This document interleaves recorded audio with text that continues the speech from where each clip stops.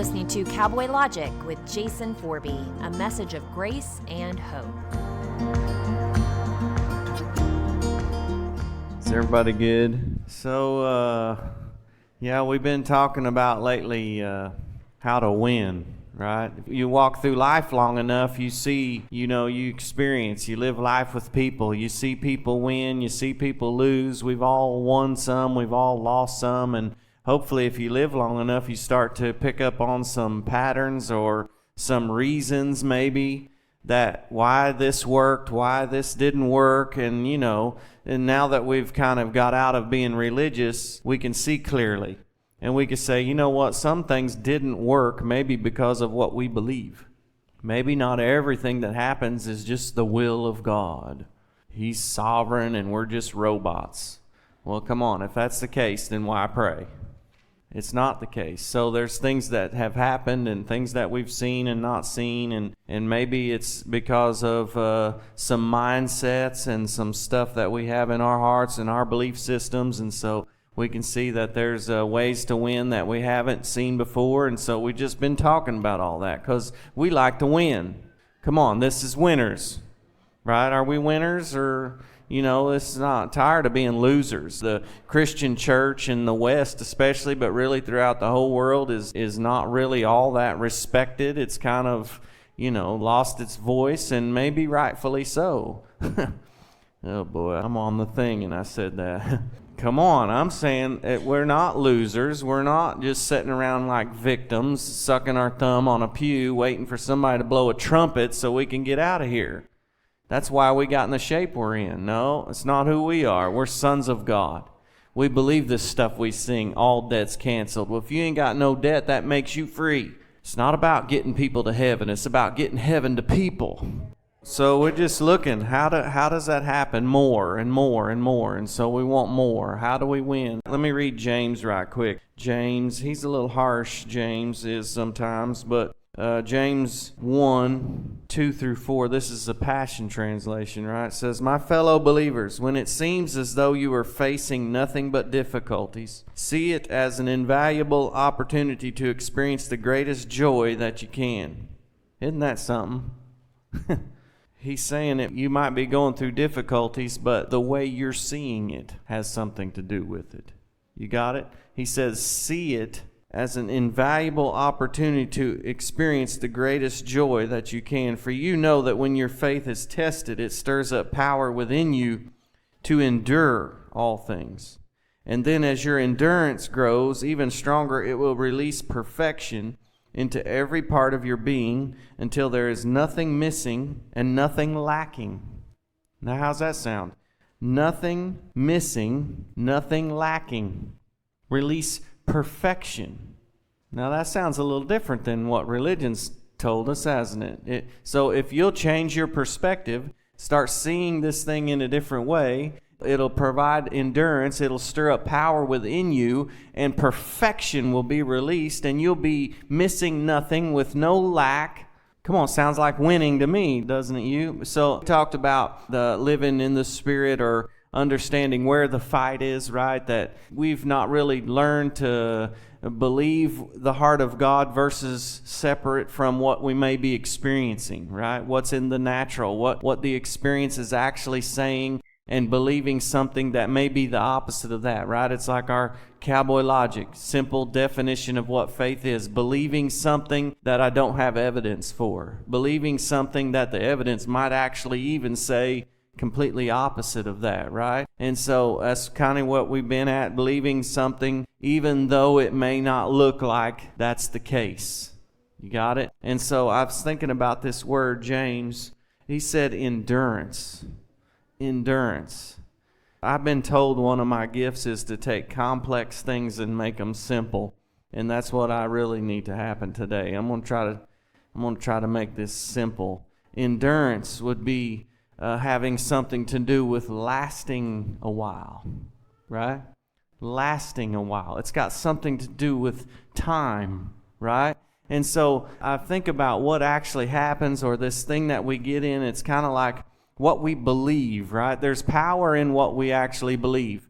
It's true as individuals, but it's also true as society, as our culture. It's true. It's like we believe certain things. How we got to that place, I'm not sure over time, but as a society, we can believe certain things, and because it's what we believe, then our experiences start to line up with what we believe, right? And so it becomes this chicken or the egg thing. Do we believe what we believe because of the experience, or is the experience there because of what we believe? And we find ourselves caught in this circle of well, we believe this and we experience this, and we've based everything off of that experience and that truth. And so somehow God intervenes, and this is what happens. Somehow God intervenes and touches our minds or enlightens our heart, or somehow we get some sort of truth and we say, okay, wait a minute, let's put the brakes on this thing. I'm gonna start believing God instead of necessarily putting all of the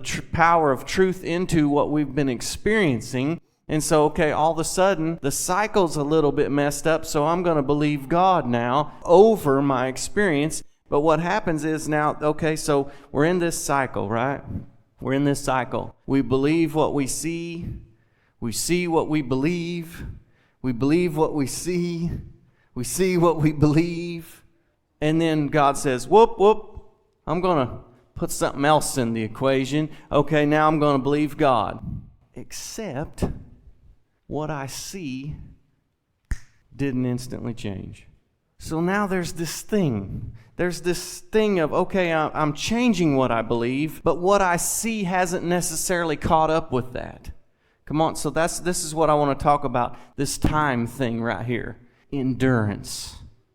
How long? There's a story. You guys recognize the story. It's in Matthew 14. Let me just read this thing a little bit. You guys know the story, but let's read it. Matthew 14:22. Matthew 14:22. This is New Living Translation. Immediately after this, Jesus insisted that his disciples get back into the boat and cross to the other side of the lake while he sent people home. After sending them home, he went up into the hills by himself to pray. Night fell while he was there alone. Meanwhile, the disciples were in trouble. Far away from land, for a strong wind had risen and they were fighting heavy waves. About 3 o'clock in the morning, Jesus came toward them, walking on the water. Here's a new thought, huh? Jesus comes walking on the water. When the disciples saw him walking on the water, they were terrified. In their fear, they cried out, "It's a ghost!" But Jesus spoke to them at once. "Don't be afraid," he said. "Take courage, I am here." Verse 28, listen to this. Then Peter called to him, "Lord, if it's really you, tell me to come to you walking on the water." "Yes, come," Jesus said. So Peter went over the side of the boat and walked on the water towards Jesus. But when he saw the strong wind and the wave,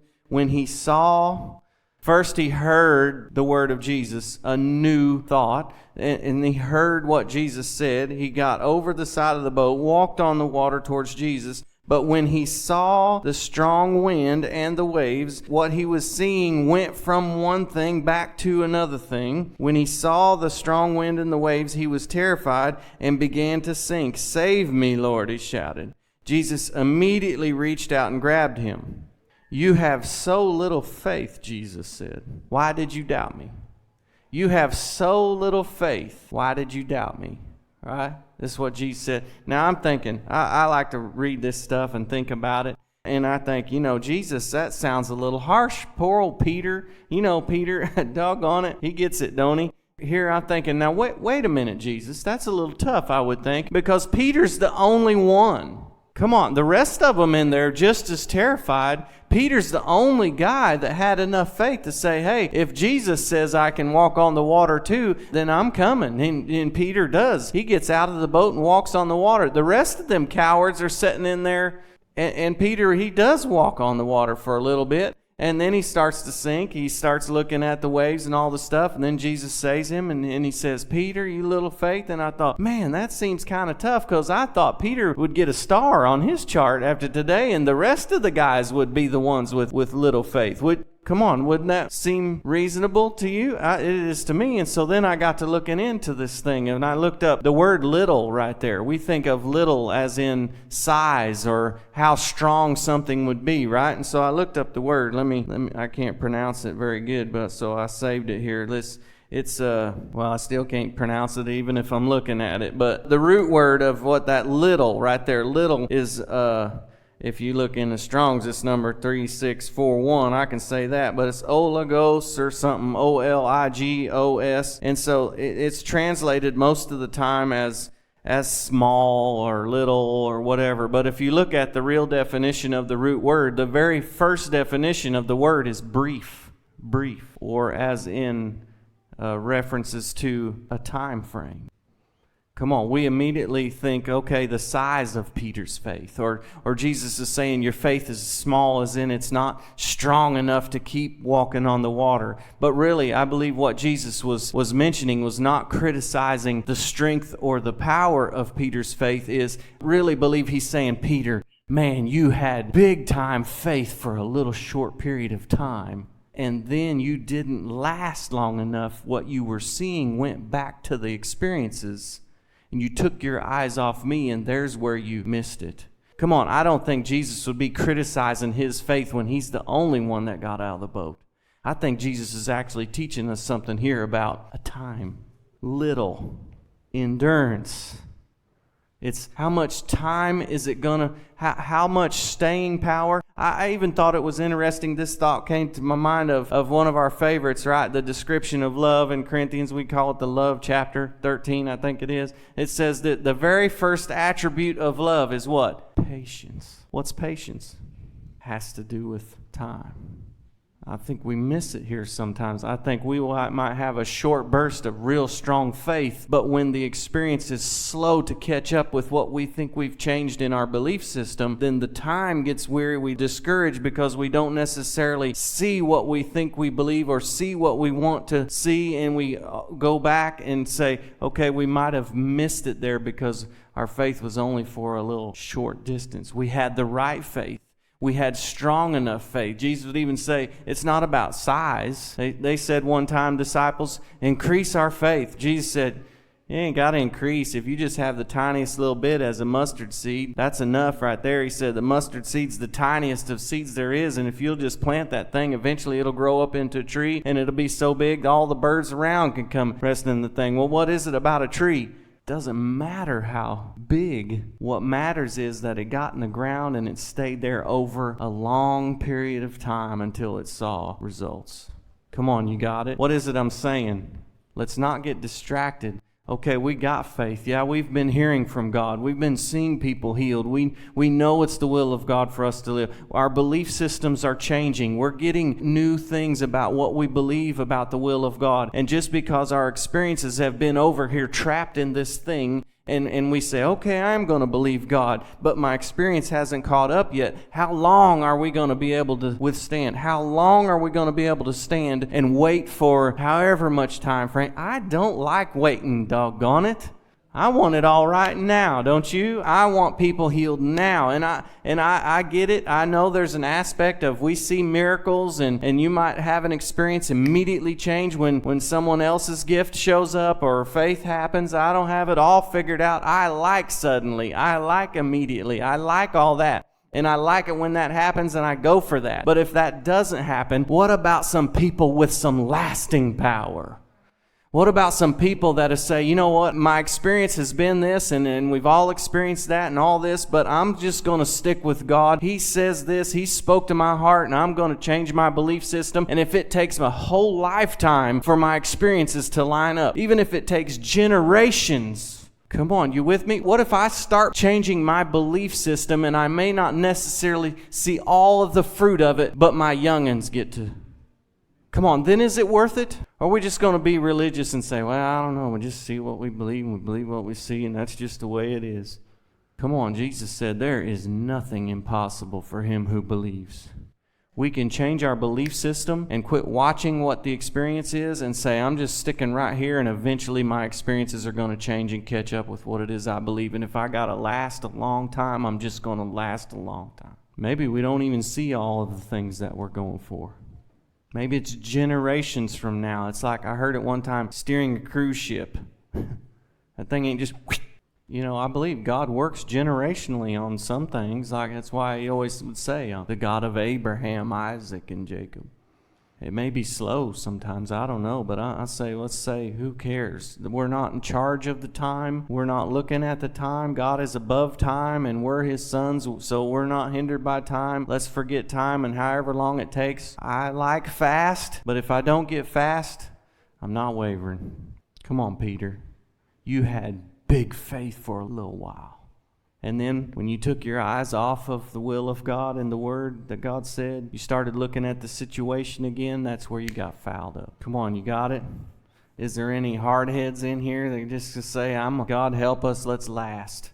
Let's not just hear one good sermon and say, yeah, that sounds right, I'm going to believe that. And then Monday morning, didn't work. Anybody thought, well, yeah, that sounds right, I'm going for that. Prayed the prayer. They prayed for me. Hey, the best laid their hands on me and nothing changed. It must not be the will of God, or it must not be for me. It just didn't work. Now, what about saying, let's quit looking at the waves and quit looking at the storm and all that. This is the will of God for me. I'm staying right here. I'm believing in God. I'm believing the will of God for me. He said, pray like this, that the will of God be done on earth as it is in heaven. It's the will of God for us to experience heaven on earth. That would be health, wholeness. Come on. Perfection, lacking nothing, nothing missing. If you'll learn endurance, this is what you will experience. You will change situations. Your experiences will change. Come on, have I got the right bunch? I'm talking about hard-headed, grit your teeth. This is the will of God. He spoke to my heart, and that's what I'm going to believe regardless. Care if the situation ever changes. You got it? I'm just telling you, we're going to alter our belief systems until we no longer empower sickness and disease. And they'll say, well, certain things are, well, who says? We're going to change the thing. We're going to change culture. It's what the kingdoms of God's about. It's not about hunker down. It's about you've been empowered to change your culture and change society. You're a light to the world. You're a city set on a hill. Come on, you guys got it? All right, so all I know to do is say, oh, God, you're going to have to help us. We want to be hard-headed. I think in there one of the fruits of the Spirit is long-suffering. Long-suffering, what in the world is that? I said, if cowboy translation, hard-headed. You in for the long haul. This is a kind of a horse training term, but it applies to all of life. Slow is smooth, smooth is fast. Here's what James is saying. If it still looks difficult, you now have an opportunity to prove that you really believe, because it's easy to believe if you see. It's easy to believe what you see. Everybody does that. But whenever you believe and you don't see and it still looks difficult and nothing's changed, now you get the opportunity to prove that you actually do believe. Come on, you can't prove that you actually believe until the opportunity where it looks like it's not working. James is like saying, yes, everybody say, yay, it's not working. Said no one ever. But he's saying only until it's not working do you have a chance to prove that you actually believe apart from what you see. And the more you pass that test, the stronger your endurance grows. The more you pass the test, the faster it happens, and faster and faster until you eventually, my idea is you end up in the place of Jesus where it's just everything you say is produced. Everything you say is produced. That's the end goal. I think it's the most underappreciated part of who Jesus is and what he accomplished. He came to reveal who God is, right? He came to reveal who God it really is, because religion's taught us all kinds of stuff about who God is that's really not right. Jesus came to straighten that out. You can't have belief systems about God that are contrary to what Jesus displayed. You got it? Jesus came to reveal God. The part I think that we have missed is he also came to reveal you, who you are, what a son has access to, the children of God. I mean, it's right there in the story. Peter, even as many times Peter sticks his foot in his mouth, Peter had some signs of greatness at times. Because here Peter was the only one. Here comes Jesus walking on the water. What? They're freaking out. But something in Peter says, if he can do it, then I must be able to do it. Come on, if we're not growing to that place, then what are we doing? Every bit of capabilities that Jesus displayed, you have access to. We do not have to live by what we see and experience. We can start to live by the truth of who God is and His dream for us and His will and heart for us, what He has told us, and we can live by that even when what we see doesn't line up with that. And just because it doesn't work in less than 3 hours or 3 minutes or 3 days, let's just stay. Let's prove we really are believers. You want to? Please follow and share this message. And for more information, visit srcowboychurch.com.